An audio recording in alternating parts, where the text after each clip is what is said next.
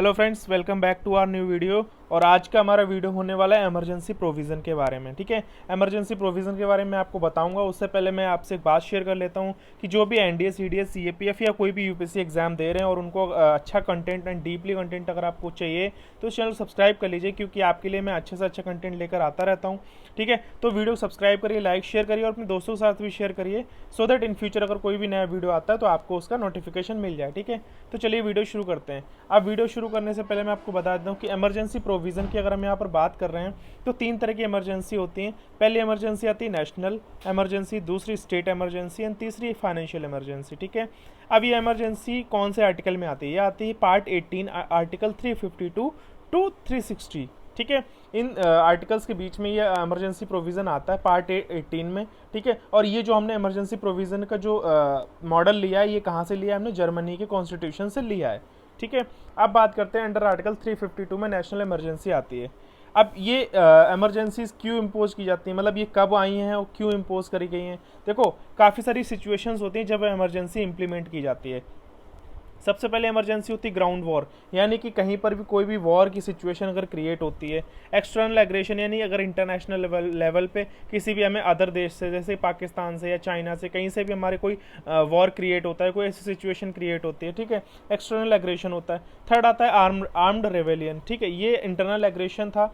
इसमें क्या कहा गया था, इसको मैं आपको आगे बताऊंगा आर्म्ड रेवेलियन है क्या। ठीक है, ये अंडर किसके आया? 44th अमेंडमेंट के अंडर में। ठीक है, अब यहाँ पर ये क्यों लगाई जाती हैं कि अगर मान लो कभी भी प्रेसिडेंट को ये लगता है कि देश में कोई भी प्रॉब्लम हो सकती है, मतलब इंडिया की सिक्योरिटी नहीं, मतलब सिक्योर नहीं है अपना देश, ठीक है, कहीं ना कहीं कोई खतरा है हमारे देश को, तो ये इमरजेंसीज लगाई जाती हैं। और ये इमरजेंसीज क्यों लगाई जाती हैं? ताकि हमारा जो प्रेम्बल में लिखे हैं 3 वर्ड, जैसे आपने पढ़े होंगे, सोवर्निटी, यूनिटी एंड इंटीग्रिटी, ये 3 वर्ड की सुरक्षा के लिए, अपने देश की सुरक्षा के लिए, अपने जो देश का कॉन्स्टिट्यूशन है उसकी सुरक्षा के लिए, और देश में शांति बनी रहे, इन चीज़ों को बनाए रखने के लिए इन इमरजेंसीज को इम्प्लीमेंट किया जाता है। अब आगे बढ़ते हैं। अभी तक देखो, अब बात करते हैं वॉर एंड एक्सटर्नल एग्रेशन क्या है। वॉर एंड एक्सटर्नल एग्रेशन की बात अगर हम यहाँ पर करते हैं तो देखो, सबसे पहले यहाँ पर लिखा है, if India and Pakistan openly accept that they will use armed force against each other. ठीक है, यहाँ पर अगर इंडिया और पाकिस्तान अगर ओपनली एक्सेप्ट करते हैं कि हम आर्म फोर्स, यानी कि आर्म्स जो होती हैं, अपनी गन्स होती हैं, उन सब के द्वारा अगर हम फाइट करेंगे, ठीक है, एक दूसरे से, तो उसको सिंपली वॉर कहा जाएगा। तो वहाँ पर no formal declaration if there is, अगर मान लो उसको कोई फॉर्मल डिक्लेरेशन नहीं है कि मतलब हम आपसे कोई भी फाइट नहीं करेंगे, हम वॉर नहीं करेंगे, और वो फिर भी चीज़ें क्रिएट करते हैं, फिर भी वॉर क्रिएट करते हैं, उसको कहा जाता है एक्सटर्नल एग्रेशन। मतलब एक होता है कि हमने आपस में एक्सेप्ट किया कि हम कभी भी फाइट कर सकते हैं, आर्म्ड रिवेलियन कर सकते हैं, ठीक है, तो वहाँ पर एक सिंपली वॉर हो गया। बट वहाँ अगर कोई ऐसा वॉर, कोई ऐसी सिचुएशन जहाँ पर नहीं बताया जाता कि हम आपके साथ वॉर करने के लिए तैयार हैं, हम आपके साथ वॉर करना चाहते हैं या हम अटैक करना चाहते हैं, नहीं, ऐसा कोई डिक्लेरेशन नहीं होता है फॉर्मल, तो उसको कह दिया जाता है एक्सटर्नल एग्रेशन आता है। And if because of this 2 grounds if emergency is proclaim is called external emergency. अगर ऐसी 2 सिचुएशन क्रिएट होंगी तो इन सबको कहा जाएगा एक्सटर्नल इमरजेंसी। ठीक है, और अगर कोई इंटरनल सिचुएशन होती है, अगर मान लो कोई देश में पॉलिटिक्स को लेके होती है, कहीं दंगा होता है, कहीं जैसे हिंदू मुस्लिम के ऊपर भी दंगे होते हैं, कई बार इतना इस लेवल पे फाइट, जो वो लड़ाई चली जाती है कि वो वॉर लेवल पे सिचुएशन क्रिएट कर देती है। ठीक है, तो वहाँ पर आर्म्ड रिवेलियन कहा जाता है, उसको कहा जाता है इंटरनल इमरजेंसी। ये 44th अमेंडमेंट के अंडर में आती है। ठीक है, अब आगे बढ़ते हैं। अभी तक अपने देश में टोटल जो नेशनल इमरजेंसीज लगी हैं वो 3 बार लग चुकी हैं। ठीक है, पहली इमरजेंसी की हम बात करते हैं जिसमें एक्सटर्नल एग्रेशन इमरजेंसी थी, और इसमें चाइनीज़ एग्रेशन हुआ था नेफा के ऊपर, यानी कि नॉर्थ ईस्ट फ्रंटियर एजेंसी के ऊपर। ठीक है, इसके ऊपर ये चाइनीज़ एग्रेशन था और एक्सटर्नल एग्रेशन था।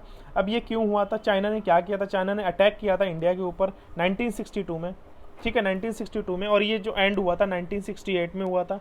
ठीक है, इसमें क्या किया था? प्रेसिडेंट ने अनाउंस की थी emergency on the ground of article 352 के अंडर में। ठीक है, article 352 emergency, 359 suspension of fundamental rights. ठीक है, आर्टिकल 359 के थ्रू फंडामेंटल राइट्स सस्पेंड किए गए थे, 21 एंड 22 आर्टिकल्स। ठीक है, can't impose fundamental rights even through courts. अगर ये कोर्ट भी अगर फंडामेंटल राइट्स के ऊपर कुछ भी नहीं कर सकती है छेड़छाड़, अगर इमरजेंसी की बिटवीन इमरजेंसी अगर फंडामेंटल राइट्स डिसमिस किए गए हैं तो वो उसमें कोर्ट भी कुछ नहीं कर सकती है। ठीक है, फिर leader of opposition members of previous parties arrest. इसमें क्या किया गया था? इसमें जो अपोजिशन पार्टी के मेंबर्स थे उनको अरेस्ट अरेस्ट किया गया था। अब लीडर को भी, अपोजिशन के जो लीडर थे उनको भी अरेस्ट किया गया था। करीब करीब 200 लोग थे जिनको अरेस्ट करके जेल में डाल दिया गया था, ठीक है, नेशनल सुरक्षा के लिए। तो उस टाइम ये एक्सटर्नल इमरजेंसी लगी थी। इसमें क्या क्या चीज़ें हुई थी मैंने आपको बताई। अब इसको मैं थोड़ा डिफाइन करता हूँ। इसमें क्या हुआ था कि 21 अक्टूबर 1962 को जब चाइना के साथ हमारी वॉर क्रिएट हुआ था, तो उस टाइम इमरजेंसी ओवर नहीं हुई थी, ठीक है, इमरजेंसी लगाई गई और इमरजेंसी ओवर नहीं हुई थी। उसमें उस टाइम फर्स्ट इमरजेंसी चल रही थी और उसी टाइम क्या हुआ, बीच में इंडिया और पाकिस्तान का भी कॉन्फ्लिक्ट हुआ था, ठीक है। मतलब चाइना के साथ हमारा वॉर चल रहा था, फर्स्ट इमरजेंसी ओवर नहीं हुई थी, उसी दौरान पाकिस्तान और इंडिया के बीच में भी आर्म्ड कॉन्फ्लिक्ट क्रिएट हो गया था, ठीक है। वहाँ इंडिया और पाकिस्तान की भी आपस में लड़ाई होना शुरू हो गई थी, ठीक है। फिर सेम इन अप्रैल 1965 टू सितंबर 1965 वो क्या हुआ, कन्वर्ट हो गया एक वॉर में। फिर कुछ टाइम बाद क्या हुआ, एक सीज फायर रोक दी गई, ठीक है। After some time between both the countries a cease fire was happen, ठीक है, सीज फायर हुई and on January 6 all things were settled and normalization, यानी कि 6 जनवरी के आसपास चीज़ें शांत हुई, सब चीज़ नॉर्मल हुई, ठीक है। Was there and an agreement was sign named as Tashkent agreement, ठीक है, एक ताशकेंत एग्रीमेंट साइन हुआ, ठीक है, दोनों कंट्रीज़ के बीच। Now in both the countries everything was normal, then to the first emergency was still exist. मतलब ताशकेंत इमरजेंसी के जो एग्रीमेंट हुआ था वो साइन हो चुका था, लेकिन फिर भी इमरजेंसी चल रही थी, चीज़ें नॉर्मल हो गई थी, सिचुएशन नॉर्मल थी, लेकिन जो इमरजेंसी थी वो स्टिल एग्जिस्ट कर रही थी। मतलब इमरजेंसी की जो चीज़ें होती, जो कंडीशंस होती हैं वो अप्लाइड थी। मतलब जिनको अरेस्ट किया था वो भी जेल में थे, फंडामेंटल राइट्स वायोलेट कर दिए गए थे, तो ये सारी चीज़ें ऑनगोइंग थी, बट चीज़ें नॉर्मल थी, ठीक है। Slowly from the burden of emergency people were getting frustrated. मतलब जैसे जैसे ये जो इमरजेंसी का बर्डन, जैसे इमरजेंसी के साथ जो चीज़ें लागू करेंगी, फंडामेंटल राइट्स रिमूव कर दिए गए थे, ठीक है, छीन लिए गए थे, तो इन सब चीज़ों से क्या हुआ, पीपल बहुत फ्रस्ट्रेटेड होने लगे थे, ठीक है। तो वहाँ पर फिर क्या हुआ था, पब्लिक कंपेन अपील हुआ था। फिर इंटरनेशनल ने भी अपना एक प्रेशराइज किया, इंटरनेशनल फोकस किया on due to all this January 1968 government had dismiss, यानी जब लोग परेशान हो गए, लोग अपने फंडामेंटल राइट्स को इस्तेमाल नहीं कर पा रहे थे, ठीक है, उन सारी चीज़ों को यूज़ नहीं कर पा रहे थे, तो फिर क्या इंटरनेशनल फोकस हुआ उन चीज़ों के ऊपर, और फिर इस इमरजेंसी को 1968 में रिमूव कर दिया गया था। तो ये था एक फर्स्ट इमरजेंसी का पूरा प्रोसीजर। फिर एक सेकंड इमरजेंसी हुई थी, जो कि हुई थी एक्सटर्नल एग्रेशन, वो भी हुआ था, और वो हुआ था पाकिस्तान के साथ हमारा, ठीक है, 1971 में, 3 दिसंबर 1971 में।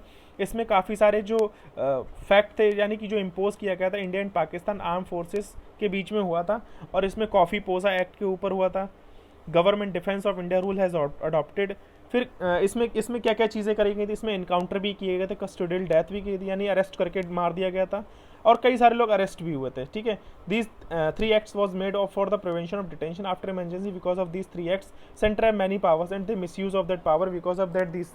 अब क्या हुआ, जब इमरजेंसी लगती है ऑब्वियसली सारी पावर किसके पास आ जाती है, सेंटर के पास आ जाती है। तो सेंटर गवर्नमेंट क्या कर रही थी, इसका मिसयूज कर रही थी। इसमें क्या कर रही थी, वो लोगों को अरेस्ट कर रही थी बेवजह, ठीक है, लोगों को बेवजह कस्टडी में उनको मार दे रही थी, ठीक है, एनकाउंटर कर रही थी, तो ये सारे मिसयूज कर रही थी, ठीक है। Like first emergency between India and Pakistan, the war was ended but emergency wasn't over. जैसे फर्स्ट इमरजेंसी में हुआ था कि चीज़ें तो नॉर्मल हो गई थी, लेकिन इमरजेंसी कंटिन्यू रही थी। सेम 1974 में president have told that under MISA none can enforce the fundamental rights through courts before the revocation of second emergency, third emergency was declared. मतलब सेकंड इमरजेंसी खत्म नहीं हुई थी, थर्ड इमरजेंसी वापस से डिक्लेयर हो गई थी। अब उसकी बात करते हैं थर्ड इमरजेंसी की। थर्ड इमरजेंसी में बात हुई थी मोरारजी देसाई का, इसमें बहुत अहम रोल हुआ, जो कि 44th अमेंडमेंट लेकर आए थे। इस देखो फर्स्ट जैसे जब मोरारजी देसाई 1967 में आए थे, 1977 में मोरारजी देसाई आए थे ना, उससे पहले इसको कहा जाता था इंटरनल डिस्टर्बेंस। लेकिन मोरारजी देसाई जैसे ही वो इलेक्शन में, जैसे ही वो पार्टी में आए, जैसे ही वो अपनी लीडरशिप में आए, उन्होंने कहा कि ये इंटरनल डिस्टर्बेंस जैसा कोई आर्म्ड रिवेलियन जैसा वर्ड कहीं इसका कोई मतलब नहीं बनता। तो उन्होंने क्या किया था, इसका इंटरनल डिस्टर्बेंस को नाम रख दिया था आर्म्ड फोर्स, ठीक है, आर्म्ड रिवेलियन। इसकी यहाँ पर जो मैंने मेंशन किया है आर्म्ड रिवेलियन, ठीक है, ये था, ठीक है। तो सेम उसी तरह उन्होंने मोरारजी देसाई ने इस चीज़ को रिमूव किया था, और इसमें इंटरनल डिस्टर्बेंस हुई थी। इसमें क्या हुआ था, इसमें हुआ था कि एक यहाँ पर मैं आपको पढ़ के बताता हूँ। यहाँ पर हुआ था बिफोर द प्रोक्लेमेशन इन जून 1975 में Allahabad court had in election petition has filed, यानी कि इलाहाबाद हाई कोर्ट ने एक पिटीशन फाइल की थी कि इंदिरा गांधी जो हैं अपनी जो प्रैक्टिस में हैं, यानी कि वो जो अपनी पोस्ट पे हैं वहाँ पर वो करप्शन करके उस पोस्ट को उन्होंने हासिल किया है, और वो डिस्क्वालीफाई की जाती हैं अपने public office in next 6 years, और वो अगले 6 साल तक के लिए वो अपनी पोजीशन से उनको डिस्क्वालीफाई किया जाता है और वो कोई भी गवर्नमेंट ऑफिस को होल्ड नहीं कर सकती हैं, ठीक है। और फिर यहाँ पर क्या हुआ, Indira Gandhi then took this order to supreme court, यानी वो इस ऑर्डर को सुप्रीम कोर्ट तक भी लेके गई, लेकिन वहाँ पर उनका कुछ नहीं, जब उनकी कोई चीज़ नहीं सुनी गई और सुप्रीम कोर्ट वैकेशन पर थी, यानी कि वो छुट्टी पर थी, सेशन में नहीं थी, तो उन्होंने क्या किया, इंदिरा गांधी ने अपोजिशन पीपल वाज डिमांडेड, यानी अपोजिशन जो पार्टी थी उन्होंने क्या इंदिरा गांधी से डिमांड करी कि आप अपनी पोस्ट से रिजाइन कर दीजिए।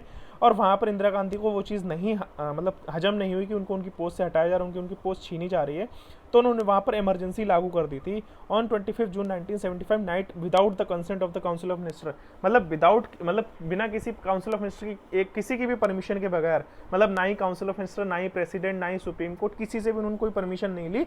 और उन्होंने क्या कर दिया था, एक एप्लीकेशन प्रेसिडेंट को लिख के भेज दी थी कि हम इमरजेंसी लागू कर रहे हैं, ठीक है। बट जबकि प्रेसिडेंट से भी परमिशन ली जाती है, बट उन्होंने खुद के अपने एंड से अपनी दम पर उन्होंने सिर्फ एक एप्लीकेशन लिखकर प्रेसिडेंट दे दी थी और उन्होंने इमरजेंसी लागू कर दी थी, ठीक है, बिना किसी परमिशन के। ये थर्ड इमरजेंसी थी, जिसमें क्या हुआ था, प्रेशराइज इमरजेंसी थी, रेस्ट्रिक्टिव इमरजेंसी थी, इसमें constitutional amendment, fundamental rights dismiss किए गए थे, पॉलिटिकल अपोनेंट्स को अरेस्ट किया गया था, इनसेंसिटिव गवर्नमेंट प्रोग्राम्स चालू किए गए थे, प्रेस सेंसरशिप खत्म कर दी थी, यानी कि जो मीडिया है वो सब चीज़ बंद कर दी गई थी। तो ये इंडिया की जो सुरक्षा थी वो कहीं ना कहीं ख़त्म होने पे आ गई थी। अब आता है कि मैं यहाँ पर दो चीज़ें एक और बताने वाला हूँ। वो चीज़ ये है कि 38th एंड 42nd अमेंडमेंट की अगर मैं बात करूँगा तो बात होगी इंदिरा गांधी की, ठीक है। इंदिरा गांधी ने जो चीज़ें करी हैं उन सब चीज़ की। अगर मैं 44th अमेंडमेंट की बात करूँगा तो पीएम अपने जो प्राइम मिनिस्टर मोरारजी देसाई थे, जनता पार्टी के लीडर, उनकी बात करूँगा, ठीक है। अब यहाँ पर मैंने एक चीज़ लिख दी है, जो आर्म्ड रिवेलियन इंसर्ट हुआ है अपने वो 44th अमेंडमेंट के थ्रू इंसर्ट हुआ, क्योंकि मोरारजी देसाई ने कहा था ये वाला इंटरनल डिस्टर्बेंस कोई वर्ड नहीं होता, इसको कोई मतलब नहीं बनता, तो इसलिए उन्होंने फिर आर्म्ड रिवेलियन वर्ड को इंसर्ट किया था, ठीक है। फिर आता है ये इम्प्लीमेंट किसके द्वारा किया जाता है, ये इमरजेंसी किसके द्वारा इम्प्लीमेंट की जाती है। ये सबसे पहले ये इसका जो प्रोसीजर है वो मैं आपको बताता हूँ। इसमें क्या होता है कि सबसे पहले आपको पार्लियामेंट से अप्रूवल लेना होता है, दोनों हाउसेज से, लोकसभा और राज्यसभा, ठीक है, जिसमें 44th अमेंडमेंट अपना रोल प्ले करता है, ठीक है। दोनों से आपको अप्रूवल चाहिए। फिर अगर लोकसभा डिसॉल्व है, अगर लोकसभा सेशन में नहीं है या फिर अपनी वो मेजोरिटी प्रूव नहीं कर रही है, कुछ नहीं है, तो वो राज्यसभा से भी परमिशन ले सकती है। और जैसे ही लोकसभा का इलेक्शन होता है, लोकसभा अपनी एक्टिव होती है, तो विद इन 30 डेज लोकसभा से भी अप्रूवल उनको चाहिए होगा, ठीक है। और इसमें स्पेशल मेजोरिटी की रिक्वायरमेंट है, यानी कि 2/3 मेजोरिटी, मतलब कि यहाँ पर ये है कि आपको कम से कम 75% मेजोरिटी आपको रिक्वायर्ड रहेगी, ठीक है। इसमें रिटन रिकमेंडेशन लेना होगा आपको किससे, यूनियन कैबिनेट से, यानी कि ministry of defence, ministry of education, ministry of health, यानी पूरी यूनियन कैबिनेट जो होती है उससे पूरे से सब लोगों से उन्होंने रिकमेंडेशन लेगी, उनके सिग्नेचर लेने होंगे। तो जब ये सारी चीज़ें हो जाएंगी ना, फिर जाके प्रेसिडेंट सिग्नेचर करेगा और फिर जाके इमरजेंसी इंप्लीमेंट होगी, ठीक है। तो क्या करना है, सबसे पहले बोथ द हाउस, यानी दोनों हाउसेज से आपको क्या सिग्नेचर लेने हैं। उसके बाद लोकसभा अगर नहीं है तो राज्यसभा से लो, अगर जैसे ही लोकसभा सेशन में आती है तो आपको क्या करना है, विद इन 30 डेज आपको लोकसभा से भी सिग्नेचर चाहिए होंगे और आपको 75% मेजोरिटी चाहिए होगी पार्लियामेंट से, और आपको रिटन रिकमेंडेशन चाहिए होगी यूनियन कैबिनेट से, और फिर इन द एंड सबसे लास्ट में जाके प्रेसिडेंट के जब सिग्नेचर होंगे, ये पूरे प्रोसीजर एक साथ होगा, तब जाके कोई इमरजेंसी इंप्लीमेंट होगी।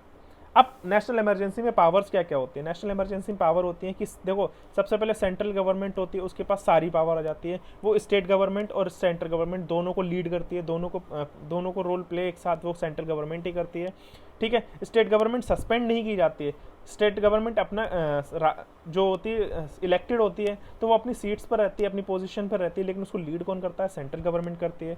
इमरजेंसी ओनली फॉर 6 मंथ, यानी कि अब इसमें ये है कि अगर जो इमरजेंसी कोई लगाई जाती है तो वो कम से कम 6 महीने तक रहती है, ठीक है। और वापस से उसको आगे बढ़ाना है ना, तो वापस से पूरा प्रोसीजर आपको फॉलो करना पड़ेगा कि यूनियन कैबिनेट से अप्रूवल लेना पड़ेगा, पार्लियामेंट से अप्रूवल लेना पड़ेगा, प्रेसिडेंट सिग्नेचर लेने पड़ेंगे, ठीक है। तो इमरजेंसी सिर्फ 6 महीने तक रहती है, अगर वापस से आपको आगे इमरजेंसी लगानी तो वापस से पूरा प्रोसीजर फॉलो करना पड़ेगा, ठीक है। यहाँ पर मैंने लिखा है कि इमरजेंसी ओनली फॉर 6 मंथ्स, अगर आपको वापस से चाहिए तो need to renew the with same procedure, यानी कि आपको वापस से पूरा प्रोसीजर सेम चाहिए होगा। अगर ये है, ऐसा नहीं है कि आप सिर्फ 6 महीने या 1 साल इस इमरजेंसी को लगा सकते हो, आप इनफाइनाइट टाइम्स लगा सकते हो, लेकिन हर 6 महीने बाद आपको इमरजेंसी की जो प्रोसीजर है वो आपको रिन्यू करना पड़ेगा, ठीक है। लेजिस्लेचर, यानी कि जो स्टेट की जो स्टेट असेंबली होती है, लेजिस्लेटिव असेंबली होती है, ठीक है। लोकसभा राज्यसभा वहाँ के जो उस लेजिस्लेचर को चलाते हैं, ठीक है, यानी कि सेंट्रल गवर्नमेंट चलाती है। और last extended up to 1 year indefinite time but emergency stop. अब यहाँ पर ये है कि अगर मान लो इमरजेंसी नहीं रिमूव हो रही है और किसी का 5 साल का, जैसे प्राइम मिनिस्टर है या फिर जो लोकसभा होती है उसका टेन्योर 5 साल का होता है, ठीक है। अब इसमें क्या होता है कि अगर इमरजेंसी लगी हुई है तो हर 6 महीने बाद वो इमरजेंसी अपनी बढ़ा सकते हैं, लेकिन वो अपना जो टेन्योर है वो 1 साल आगे बढ़ा सकते हैं। इमरजेंसी अगर 6 महीने की तो वो अपना टेन्योर 1 साल मांग सकते हैं कि मुझे 1 साल इस गवर्नमेंट को और रखना है। यानी कि जैसे मान लो इंदिरा गांधी है, इंदिरा गांधी ने मान लो उनका जो सेशन कंप्लीट होता है 76 में होता है, ठीक है। अब इमरजेंसी लगी हुई है अगले 6 महीने, तो 6 महीने इमरजेंसी लगी है, तो यानी आगे 1 साल तक ये अपने जो लोकसभा है यानी कि जो अपनी गवर्नमेंट है वो चला सकते हैं, ठीक है। पार्लियामेंट, और जिसको खत्म करने के लिए parliament run up to 6 months. President can pass, यानी कि प्रेसिडेंट कोई भी ऑर्डिनेंस पास कर सकते हैं स्टेट एंड सेंटर दोनों गवर्नमेंट के लिए, वहाँ पर कोई गवर्नर की नीड नहीं है, ठीक है। सारे जो लॉ ड्यूरिंग इमरजेंसी बनाए जाते हैं वो सारे सस्पेंड किए जा सकते हैं ईजिली, ठीक है। मतलब ऑटोमेटिक वो सस्पेंड हो जाएंगे 6 महीने बाद। और फिर president to impose national emergency on any particular part of India. यहाँ पर एक स्पेशल केसेस ये हैं कि प्रेसिडेंट किसी भी स्टेट यानी किसी स्पेसिफिक स्टेट पर वो इमरजेंसी लगा सकते हैं ईजिली, ठीक है। ये इंदिरा गांधी के टाइम ये नियम बनाया गया था 42nd अमेंडमेंट में कि प्रेसिडेंट अगर किसी पर्टिकुलर स्टेट या पर्टिकुलर पार्ट, किसी इंडिया के पर्टिकुलर पार्ट पर अगर वो लगाना चाहते हैं इमरजेंसी तो वो लगा सकते हैं। दूसरा ये कि अगर वो नेशनल इमरजेंसी किसी स्टेट पर लगाते हैं तो इमरजेंसी किसी एक स्टेट पर लगाएंगे, लेकिन उसकी जो इमरजेंसी के जो लॉज होंगे, जो नियम, जो कानून होंगे ना, वो सारे स्टेट फॉलो करेंगे। तो ये 2 कंडीशंस स्पेशल हैं थोड़ी, क्योंकि इंदिरा गांधी ने लागू किया था। अब आता है financial power in emergency. Financial power in emergency में मतलब ये है कि प्रेसिडेंट क्या है, कोई भी बजट आता है, कोई भी रेवेन्यू होता है, कहीं कोई खर्चा होगा उसको मॉडिफाई कर सकते हैं, ठीक है। यानी किसी की सैलरी कम कर सकते हैं, किसी की ज़्यादा भी कर सकते हैं। तो मतलब सारे जो खर्चे होते हैं, जो भी फाइनेंशियली चीज़ें रिक्वायर्ड होती हैं उसमें मॉडिफिकेशन कर सकते हैं। और ये जो मॉडिफिकेशन होते हैं ये एप्लीकेबल कब तक रहते हैं, जब तक फाइनेंशियल ईयर एंड नहीं हो जाती। फाइनेंशियल ईयर एंड कब होती है, 31 मार्च को, ठीक है। तब तक के लिए ये सारी चीज़ें इम्प्लीमेंट रहेंगी। अब आती है नेशनल इमरजेंसी क्या क्या अफेक्ट करती है। नेशनल इमरजेंसी जो है बहुत ज़्यादा अफेक्ट करती है हमारे फंडामेंटल राइट्स पे, ठीक है।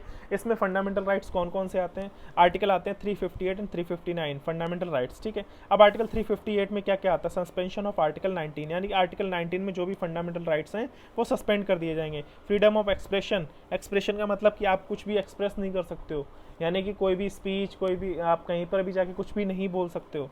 फ्रीडम ऑफ असेंबली, यानी कि कोई भी आप असेंबली कहीं पर ग्रुप बना के, कहीं पर आप झुंड लगाकर, कहीं भीड़ लगाकर नहीं खड़े हो सकते हो। फ्रीडम ऑफ एसोसिएशन, एसोसिएशन मतलब कोई भी आप कह लो कोई भी कंपनी या कोई भी एसोसिएशन, कुछ भी ऐसी कोई होता है ना, दल होते हैं जैसे कि, वो दल आप फॉर्म नहीं कर सकते हो। फ्रीडम ऑफ मूवमेंट, कहीं भी आप घूम नहीं सकते हो। फ्रीडम ऑफ प्रोफेशन, यानी अभी आपको कोई भी जॉब या कोई भी काम धाम करने की आज़ादी नहीं है। तो ये कुछ फ्रीडम जो आपने फ्रीडम फंडामेंटल राइट्स हैं वो छीन लिए जाते हैं, ठीक है। अब आर्टिकल 359 में भी कुछ ऐसे अदर फंडामेंटल राइट्स हैं, वो भी देखो, वो भी अगर चाहे सरकार तो छीन सकती है, ठीक है, सेंट्रल गवर्नमेंट छीन सकती है ड्यूरिंग इमरजेंसी।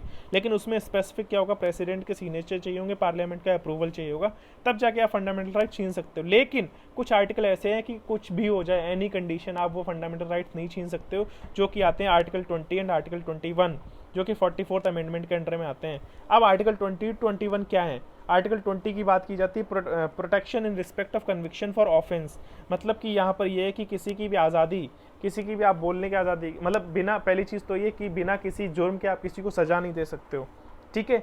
यानी कि कोई भी अगर कोई जुर्म नहीं किया है उसने, तो आप उससे ज़बरदस्ती अरेस्ट नहीं कर सकते हो, सज़ा नहीं दे सकते हो। दूसरा, आप आर्टिकल 21 में बात की protection of life and personal liberty, ये आप नहीं छीन सकते हो। अब आगे चलते हैं, रिवोकेशन ऑफ इमरजेंसी। इमरजेंसी कब हटाई जा सकती है। इमरजेंसी हटाने के लिए कोई पार्लियामेंट के अप्रूवल की ज़रूरत नहीं है। पार्लियामेंट में एग्री, अगर पार्लियामेंट एग्री, मतलब सॉरी, प्राइम मिनिस्टर अगर कह देते हैं कि यहाँ पर ये गलती से लिख गया है, ठीक है, यहाँ पर अगर प्राइम मिनिस्टर कह देते हैं कि इमरजेंसी हटाई जा सकती है तो इमरजेंसी हट जाएगी, ठीक है। इसमें 1/10 member of Lok Sabha give written notice to the speaker, यानी कि 1/10 मेजोरिटी जो है लोकसभा के स्पीकर को या फिर प्रेसिडेंट को रिटन नोटिस दे सकते हैं कि इस इमरजेंसी की हमें पे ज़रूरत नहीं है, आप हटा दीजिए। और अगर लोकसभा अगर मान लो पार्लियामेंट सेशन में नहीं है या लोकसभा सेशन में नहीं है, तो स्पेशल सिटिंग कराई जाएगी विद इन 14 डेज और इस इमरजेंसी को रिवोक किया जाएगा, ठीक है, सिंपल मेजोरिटी चाहिए होती है इस इमरजेंसी को हटाने, कोई भी इमरजेंसी को हटाने के लिए। अब आगे चलते हैं। इसमें स्टेट इमरजेंसी, अब देखो यहाँ पर स्टेट इमरजेंसी क्या है। स्टेट इमरजेंसी के 3 नाम होते हैं कि स्टेट इमरजेंसी, कॉन्स्टिट्यूशनल इमरजेंसी और प्रेसिडेंट रूल। ठीक है, आपसे पूछा जा सकता है स्टेट इमरजेंसी का अल्टरनेट नाम क्या है, ठीक है, और क्या कहते हैं। अब आप बात की स्टेट इमरजेंसी की बात की गई आर्टिकल 356 में। इसमें क्या होता है कि इसमें इसमें बात होती है कि ये पावर ऑफ स्टेट, यानी कि जो स्टेट की पावर होती है वो सेंटर को मिल जाती है। ठीक है, ऑन वॉट बेसिस, कौन सी टर्म्स कंडीशन होती हैं जिसमें स्टेट की पावर सेंटर गवर्नमेंट को मिलती है। अगर मान लो कोई भी स्टेट फेलियर है, यानी कि अगर वो गवर्नमेंट चलाने में असमर्थ है, वो नहीं सरकार चला पा रहा है, या आर्टिकल 355 के तहत अगर वो कॉन्स्टिट्यूशन में जो भी कंडीशन लिखी, जो भी अपना कॉन्स्टिट्यूशन है उसके अगेंस्ट जाके, या फिर उसकी जो टर्म्स कंडीशन है अपने कॉन्स्टिट्यूशन की उसके रिगार्डिंग वो अपने राज्य को नहीं चला पा रहा है, या वो सेंटर की जो, यानी जो सेंटर में गवर्नमेंट है उसकी चीज़ों को नहीं फॉलो कर रहा है, उसकी बातों को नहीं मान रहा है। ठीक है, तो इन चीज़ों के अगर ये अनफॉलो होती हैं तो स्टेट इमरजेंसी या प्रेसिडेंट रूल लागू हो सकता है। अब ये इम्प्लीमेंट कैसे किया जाता है, इसमें लोकसभा और राज्यसभा की अप्रूवल चाहिए होता है विद इन 2 महीने के अंदर अंदर, और सिंपल मेजोरिटी रिक्वायर्ड होती है। अब बात करते हैं कि देखो स्टेट इमरजेंसी में कोई भी फंडामेंटल राइट्स हमसे नहीं छीना जाता है, और इसको आराम से प्रेसिडेंट रिवोक कर सकते हैं, इसमें किसी की भी ज़रूरत नहीं है। फिर पावर अंडर प्रेसिडेंट रूल, यानी कि जो स्टेट इमरजेंसी है फिर प्रेसिडेंट रूल है, उसमें कौन कौन सी पावर्स आती हैं। इसमें आती है state government and governor power comes under president, यानी कि जो स्टेट गवर्नमेंट की और गवर्नर की जो पावर होती है वो प्रेसिडेंट के अंडर में आ जाती हैं। प्रेसिडेंट कोई भी ऑर्डिनेंस या बजट पास कर सकता है और रोक भी सकता है। ठीक है, लेकिन वो 6 महीने तक, उसके बाद उसमें लोकसभा और राज्यसभा पार्लियामेंट का अहम रोल प्ले होगा। ठीक है, स्टेट लेजिस्लेचर यानी जो पार्लियामेंट, लोकसभा और राज्यसभा है वो पार्लियामेंट डिसाइड करेगी, स्टेट लेजिस्लेचर डिसाइड, ठीक है, अगर इमरजेंसी हटानी है स्टेट लेजिस्लेचर डिसाइड करेगी अगर इमरजेंसी हटानी है।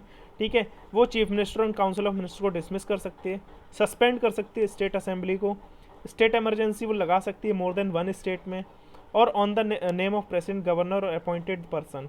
ठीक है, अगर मतलब प्रेसिडेंट चाहता है तो कोई गवर्नर या खुद का कोई भी ऐसा पर्सन अपॉइंट कर सकता है जो कि वो बंदा प्रेसिडेंट के कहने पे चले और चीज़ें काम करे। ठीक है, अब एक चीज़ बताता हूँ, जो स्टेट इमरजेंसी है वो अभी तक कम से कम मोर देन 100 टाइम्स लग चुकी है अपने इंडिया में। ठीक है, दूसरा ऐसी स्टेट इमरजेंसी अभी तक सिर्फ 2 ऐसे स्टेट है जहाँ पर इमरजेंसी नहीं लगी है, वो है तेलंगाना एंड छत्तीसगढ़। ठीक है, अब आगे चलते हैं फाइनेंशियल इमरजेंसी के ऊपर। तो देखो फाइनेंशियल इमरजेंसी आज तक अपने देश में नहीं लगी है, लेकिन फाइनेंशियल इमरजेंसी किसके अंडर में आती है, आर्टिकल 360 में आती है। इसमें सेंटर डिसीजंस लेते हैं। ठीक है, सेंट्रल गवर्नमेंट डिसीजन लेती है और वो स्टेट के डिसीजन भी सेंट्रल गवर्नमेंट लेती है। उसमें क्या होता है, कोई भी किसी भी गवर्नमेंट एम्प्लॉय की सैलरी रिडक्शन कर सकती है, किसी भी एम्प्लॉय स्टेट की। ठीक है, या कोई भी उसमें बजट में चेंजेस कर सकती है। अब ये कभी भी लेकिन ये इम्प्लीमेंट नहीं हुई है इमरजेंसी। नेक्स्ट आगे चलते हैं, इसमें भी अपने फंडामेंटल राइट्स जो हैं कभी नहीं छीने गए हैं, और इसको प्रेसिडेंट आराम से, अगर ये इमरजेंसी कभी लगती है तो इसमें प्रेसिडेंट आराम से इस इमरजेंसी को रिवोक कर सकते हैं। ठीक है, अब इन इमरजेंसी जो इमरजेंसी अभी तक रही हैं इनमें बहुत सारे क्रिटिसिज्म ये रहे हैं, यानी कि बहुत सारी प्रॉब्लम्स इसलिए हैं कि सबसे पहले ये सेंट्रल गवर्नमेंट को बहुत ज़्यादा पावरफुल बनाती है, एक्सट्रीमली पावरफुल बनाती है। इसमें प्रेसिडेंट को एक डिक्टेटर बना देती है, क्योंकि देखो ऑलरेडी प्रेसिडेंट पूरी आर्म्ड फोर्सेस का हेड है। ठीक है, दूसरा उसको इतनी सारी पावर्स दे दी जाती हैं कि वो कोई भी इमरजेंसी लगा सकता है, यानी वो एक तरह से एक डिक्टेटरशिप पूरी फॉलो करता है। ठीक है, फिर वो फंडामेंटल राइट्स भी छीन लेता है इमरजेंसी, और ये सारी जो फाइनेंशियल पावर है वो भी सेंट्रल गवर्नमेंट को दे देता है। तो आप इमरजेंसी में नुकसान देखो कि वो सेंट्रल गवर्नमेंट को एक्सट्रीमली पावरफुल बनाता है, प्रेसिडेंट को एक डिक्टेटरशिप के औहदा दे देता है।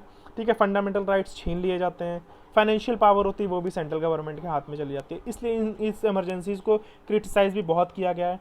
ठीक है, तो एक समराइज अगर मैं करता हूँ कि अपने जो फंडामेंटल राइट्स हैं वो नेशनल इमरजेंसी में छीने जा सकते हैं, लेकिन उसमें भी दो ऐसे फंडामेंटल राइट्स हैं जो कि नहीं छीने जा सकते हैं। या तो एक तो ये कि आपको बिना किसी गलती के कोई भी सज़ा नहीं दी जाएगी, अरेस्ट नहीं किया जाएगा, आपको मारा नहीं जाएगा।